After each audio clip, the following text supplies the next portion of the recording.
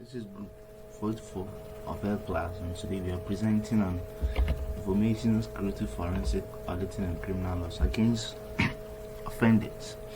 When we say information security, forensic auditing, first of all, let's look at what information security is. At our previous lessons, when we met, we learned about information security and the three key principles of information security.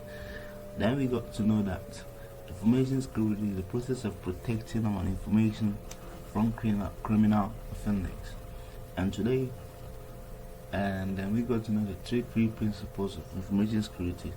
That is the confidentiality, availability, and then comprehensiveness. And so today we are moving on to information security, forensic auditing, and the criminal laws against offenders. Information security, forensic auditing, and criminal laws against offenders. And we say forensic auditing. What do we mean by forensic auditing? Or we've heard of the word auditors before. What is their main work?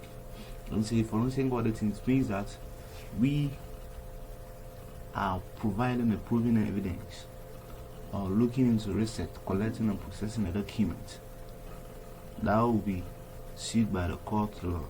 So let's look at what information security forensic auditing is.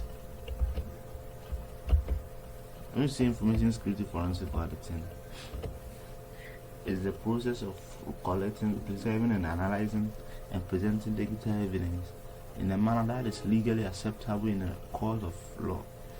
It is used to investigate information security incidents such as data breaches, malware attacks, and insider threats.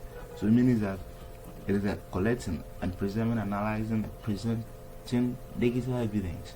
So when you say information security, unlike a normal auditors where they use a paper document as their evidence, but for this one, we don't provide a paper evidence, but we provide a digital evidence. When you say digital evidence, meaning that you use electronic to do that. So proving an evidence, let's say maybe there been a hack in our system, then we'll be able to identify the hacker. If you want to see the person or take the person to the law court, what we need to do is find the digital evidence. The evidence that shows that this is the person who did it. The evidence that shows that there was a hack in our system. So it is said that it is also used to investigate information security incidents such as data breaches, which is here data breaches, malware attacks, and insider threats. And forensic auditing also can be used to, for one, identify the source of an attack, to determine the extent of the damage, three, recover loss or stolen data, identify and prosecute the perpetrators. Yeah. So as we move on, let's take a look at the steps involved in information security forensic auditing. When conducting information security forensic auditing, there are some steps involved. So let's take a look at those steps. The first step is developing policy and procedure. You have to first of all develop a policy that you're going to follow to present your digital evidence, or develop a procedure or policy that you're going to follow. You are going to follow in order to get a proof to prove to the law courts. So the first steps, information security forensic auditing, is to develop policies and procedure for the collection, preservation, and analysis of digital evidence. These policies and procedures should be in line with the industry best practices and regulations. They should also be specific to the organization and needs. The policies and procedures should address the following topics. First of all, let's look at the topics. One is the types of digital evidence that will be collected. So the kind of digital evidence that you want. Two, the method of collecting that digital evidence. What method? Are you going to pass through someone to take that evidence, or you have some people doing that work for you? That is method.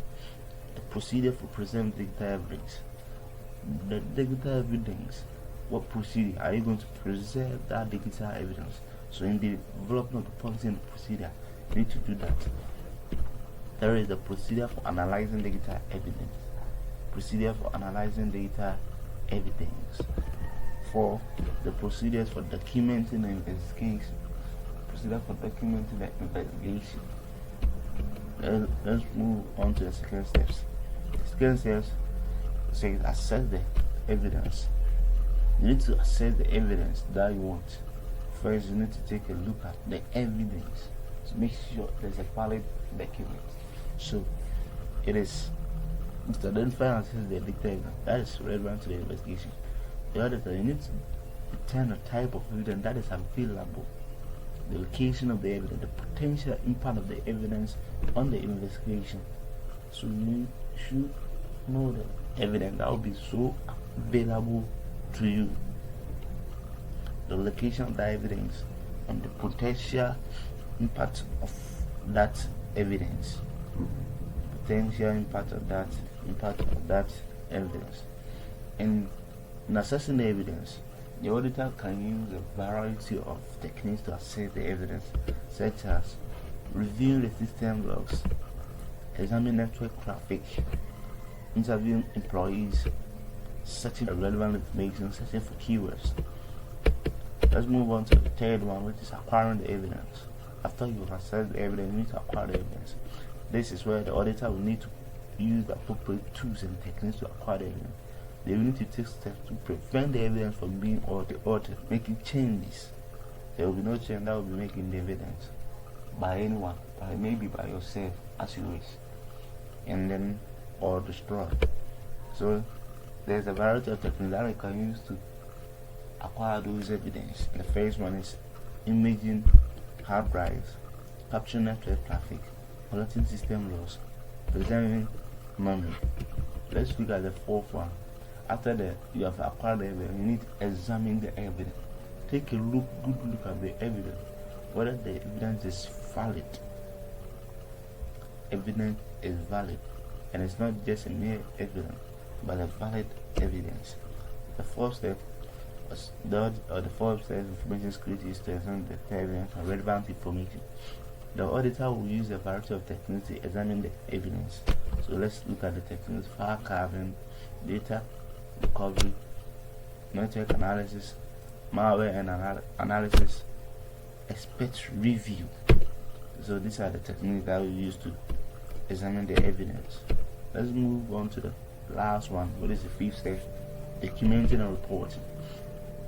Documenting and reporting is to document the finding of your investigation and prepare a report. So when you have examined the evidence, you need to document it down, all the relevant information that you've been searching for, that you find, you need to note. So the report should include the summary of the evidence, the conclusion of the investigation, and any recommendation for improving security. The report should be written in a clear and concise manner. Written in a clear and concise manner, a manner which will be readable to everyone. And also, it should be easy to understand. So, let's look at some statistics here. We look in the year research that they find information about, or they have ranked the previous cybersecurity activities, the hackers, data security breach that has occurred.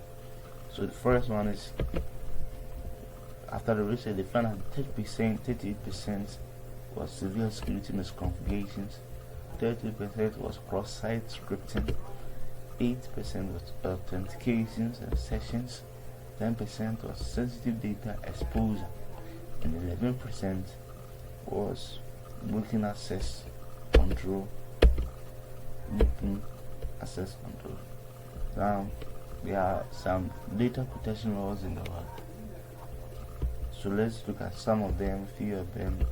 The first one is General Data Protection Regulation, GDPR. It's a regulation in EU, European Union, law on the data protection price for all individuals within the European Union. So any country which is under individual European Union, their information is being protected.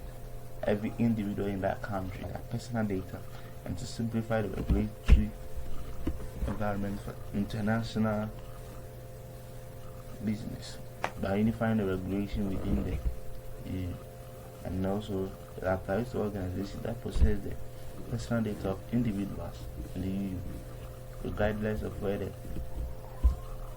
organization is located.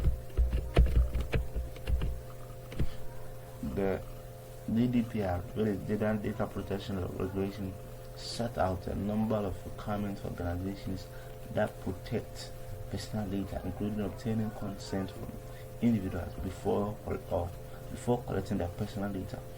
So, and also providing individuals with access to their personal data. Yeah, it shouldn't be all the person who is taking or collecting information should have access to the information, but rather there's individuals who are taking their information should have access to their information anytime that they wish, deleting personal data upon request.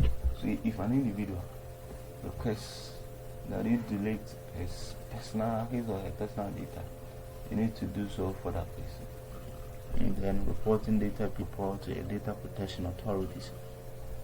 Then also the GDPR give individual a number of rights.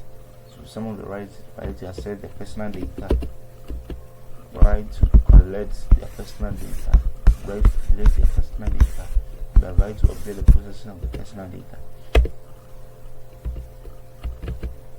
Then you have California Consumer Privacy Act for the Californians. You can read on that. You have more information on our websites. Then also you have the personal data protection and electronic documents, which is it's a Canadian law. You can also find that information on our website, but it's infosec.edublogs.org. There are more information there that we've provided. Now let's take a look at some data security breach that has occurred in the recent years, and the applicable sanctions that was given or being attached to that data security breach. The first one is Equifax. Equifax is a major credit reporting company, not in Africa here, but in the US. Experienced a data breach in the year 2017, whereby exposing the information of over 147 million people. The breach included social security numbers, their data addresses, and then it means that maybe there was a hack in their system, and whereby 147 million of their customers' information was being leaked, and then they were fined $7 million.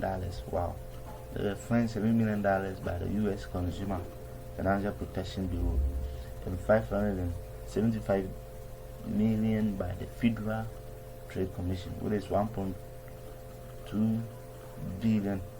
That is almost yes. And then Facebook, as you know, in 2018 experienced a data breach that exposed the personal information of over 50 million people. The breach included names, email address, and phone numbers. Facebook was fined $5 billion. The Federal Trade Commission, and also a company called Marriott, which is an international hotel chain, experienced a data breach by exposing the personal information of over 339 million guests. The breach included names, addresses, and credit card numbers. Marriott was fined $123 million by the Federal Trade Commission. Then also the last one, which is Capital One data breach. You can find more information on our website. With the experience that they are a credit card company experienced a data breach exposing the personal information of over 100 million people. The breach included social security numbers, birth dates, and addresses, and they were fined $80 million. So these are few data security breach that has occurred. In addition to the legal sanction, data security breach will also have a significant impact on the organization reputation Bottom line, for example, the Equifax breach led to a loss of customer trust and declining the company's stock price. And that is the effect. One of the effects that when a company experiences a data breach. So, if we bring our lesson to an end, we'll meet the next time. When we meet, we'll be learning on some data privacy laws, privacy and copyright laws. We'll be learning on that. So you can visit our site for more information. Thank you for your attention. The site name is infosec.edubros.org.